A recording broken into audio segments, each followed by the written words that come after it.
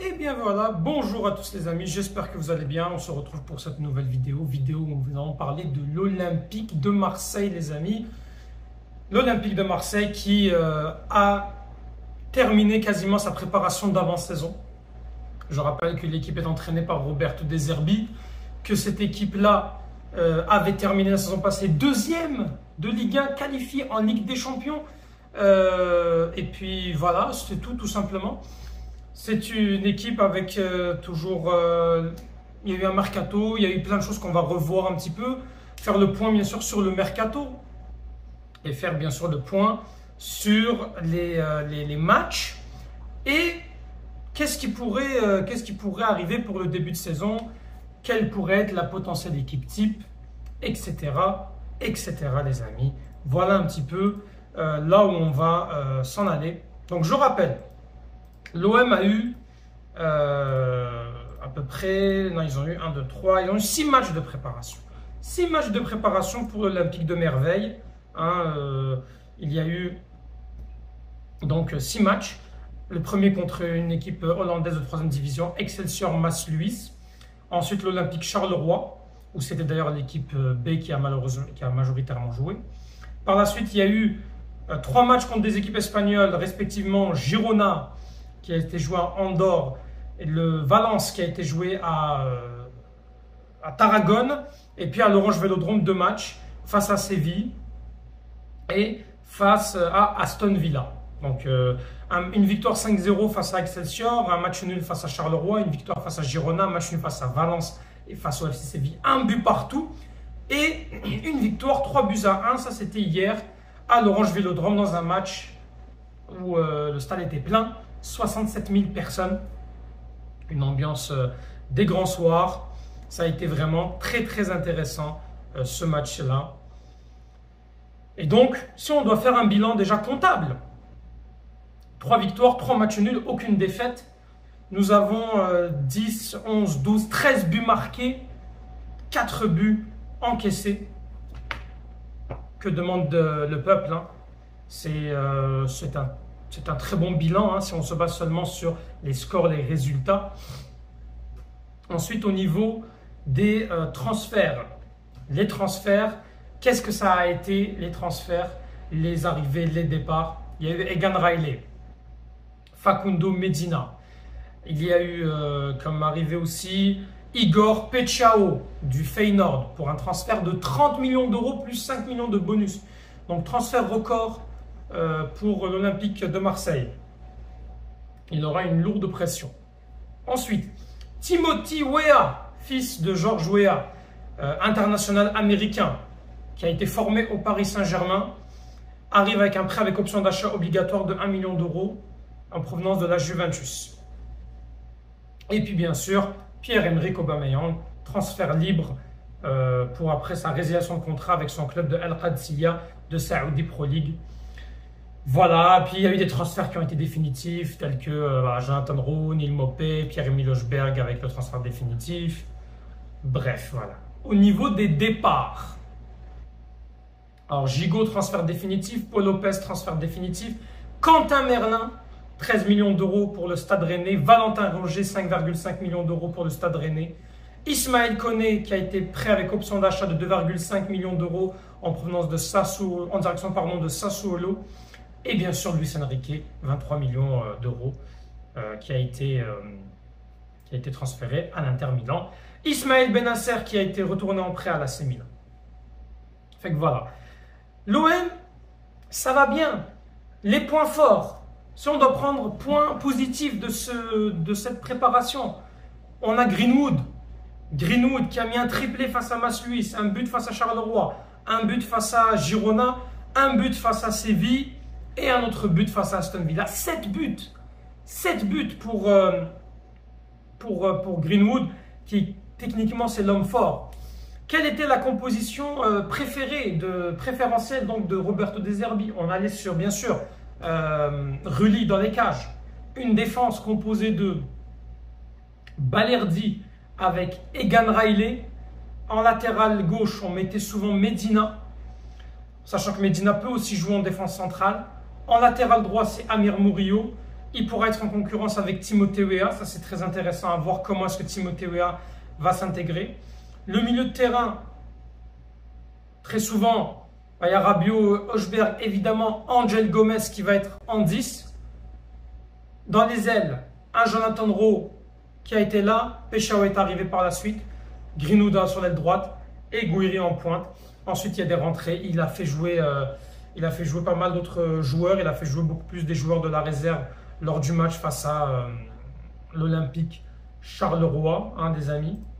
Donc voilà les amis, ce que j'avais à vous dire donc, sur cette préparation.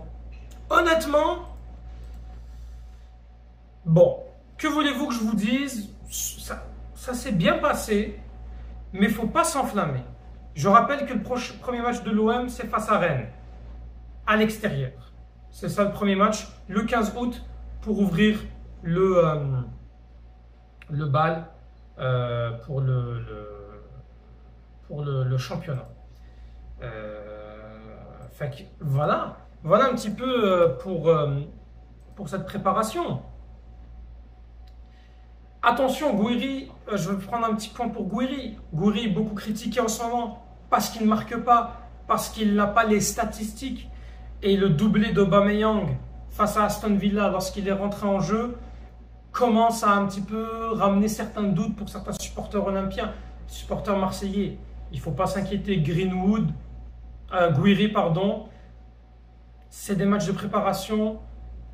Il va être là. Il va falloir Gouiri qui confirme, qui marque très vite. Et honnêtement, si peut-être il est dans une période de doute, ce qui peut arriver, il va falloir lui montrer la confiance. Après, Gouiri, ce n'est pas un neuf pur. On le sait que ce n'est pas un neuf pur. Et même s'il a bien dépanné la saison passée, Gouiri, si vous le mettez dans une position de 9,5-10, voire ailier gauche, ça c'est mieux. Et le transfert de Rowe va déterminer tout ça. Parce que honnêtement, on parle d'une rumeur de Jonathan Rowe qui pourrait quitter l'OM en cas d'offre intéressante. C'est une offre intéressante pour Jonathan Rowe. Mettons Gouiri en ailier gauche. Et si on Gouiri sur l'aile gauche. Moi, je pense que ça pourrait être très intéressant de voir un Amine Gouiri sur l'aile gauche, voire le poste de numéro 10, parce que Angel Gomez, d'ailleurs Angel Gomez que nous avons ramené transfert libre, je l'ai oublié dans les transferts, Angel Gomez en numéro 10, ça n'a pas été non plus la grosse satisfaction pour le joueur.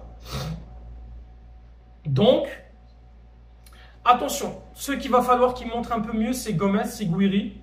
Ceux qui sont en forme, c'est Greenwood, c'est Medina, c'est Hochberg, c'est Rabiot, comme d'habitude, mais eux, c'est le haut niveau, c'est toujours comme ça. Aubameyang, qui montre que voilà, il n'a pas dit son dernier mot et il va tout faire pour avoir sa place de titulaire. On le sait, Aubameyang, il n'a pas dit son dernier mot. Et même s'il dit qu'il a pris sa retraite avec le Gabon, il va vouloir jouer la Coupe d'Afrique des Nations. Attention quand même pour la CAN qui va arriver, parce qu'on va avoir quand même 2-3 matchs où, voire même 4 matchs où nos joueurs vont pas être, certains joueurs vont pas être là. On parle quand même de Amin Harit, de Bilal Nadir s'il est convoqué. On parle aussi de comment il s'appelle le joueur, là j'ai oublié son nom. On parle aussi de Gouiri, de Kondogbia. Alors Kondogbia, je ne sais pas si la République centrafricaine est qualifiée, il me semble que non. Donc peut-être Kondogbia, on va le garder. On aura aussi bien sûr Gouiri, Aubameyang. Ça fait un peu beaucoup. Ça fait un peu beaucoup. Mumbania aussi, qui peut être convoqué aussi avec le Cameroun. Ça fait beaucoup de joueurs que nous n'aurions pas en période de Coupe d'Afrique. Alors, la Coupe d'Afrique, elle va se jouer dans une période où, dans les matchs de Ligue des Champions, on ne va pas perdre de joueurs. Mais quand même, attention. Fait que voilà un petit peu où on est l'OM. Côté Mercato, on parle qu'on parlerait de se séparer de Jeffrey Delange. On parle aussi de la vente, comme j'ai dit tout à l'heure, de Jonathan Rowe. Les indésirables, c'est Ounahi, c'est Harit, c'est Mumbania aussi qu'on veut se débarrasser. C'est Paul Lirola et c'est Bamou Meïté. Bon, À voir si on va réussir à se débarrasser de certains indésirables. Ça permettrait peut-être d'aller chercher une recrue qui manque. Pour l'OM, côté défense centrale, c'est Ordóñez, l'international équatorien de 21 ans qui fait de très bonnes saisons, qui est un grand espoir et dont le transfert réclamé par Club Brugge est de 37 millions d'euros. Ce qui serait alors là, on aurait les deux plus grosses recrues en termes d'argent de l'histoire. Ça serait fou quand même. Ça serait fou, mais pour ça, je pense que ça bloque un petit peu au niveau des transferts. Est-ce qu'on est prêt à faire des sacrifices comme ça? Oui, on est en Ligue des Champions, mais en même temps, il a une marge de progression. Il a 21 ans. À voir. Moi, honnêtement, je tenterai le coup. Comme ça, on aura Ordóñez, Balerdi, puis on pourra doubler nos postes avec Cornelius et Egan Riley. Et Medina aussi qui peut dépanner. Latéral gauche, on a Ulysse Garcia et Medina. Je pense que ça ne va pas bouger. Peut-être si on arrive à avoir un autre défenseur latéral. Latéral droit, Murillo, Timothée. Je pense que ça va faire le job. Excusez-moi. Au milieu de terrain, Hochberg, Rabiot, Angel Gomez. Peut-être un milieu de terrain qu'il va falloir aller chercher. Sinon, faire jouer les jeunes. Hein. Faire jouer certains joueurs, tels que Bakola par exemple. Bilal Nadir qui va pouvoir jouer. Alors Kondogbia peut aussi dépanner au milieu de terrain. Bon, pour la Ligue 1 au moins, j'ai envie de dire. Il va falloir qu'il élève son niveau de jeu. Si c'est le Kondogbia au milieu de terrain qu'on a vu lors de sa première saison à l'OM, ça ne va pas être bon. Ensuite, pour l'attaque, si on garde Neal Maupay, Neal Maupay pourra dépanner aussi en attaque. Si Igor Pechao, c'est bon. Jonathan Rossi, il reste. Mason Greenwood. On a quand même aussi des jeunes. Robinho Vaz, Kélian Abdallah, Alexandre Tounkadi, Mumbania, François-Régis Muguet. On a quand même d'effectifs pour les deux tableaux. Ça va être difficile,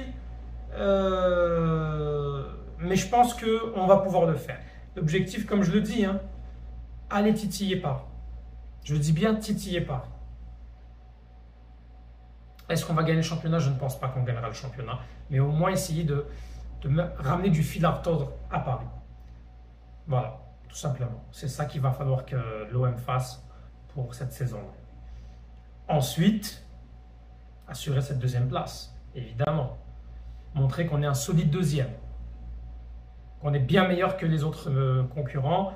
Donc concurrents, il y aura Monaco, il y aura Lyon, il y aura Lille. Donc voilà, c'est ça les principaux concurrents que je pense qu'on va avoir. Peut-être le RC Lens aussi un petit peu, à voir. En tout cas, voilà un petit peu petit bilan avant la première journée de championnat, les amis. Fait que n'hésitez pas à mettre en commentaire ce que vous en pensez. Et allez l'OM, à jamais les premiers.